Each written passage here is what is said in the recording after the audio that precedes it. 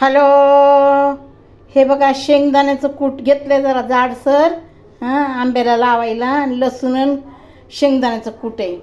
हे हळद टाकली, मीठ टाकले आणि हे कलमी आंबा आणला आहे आणि मीठ हळद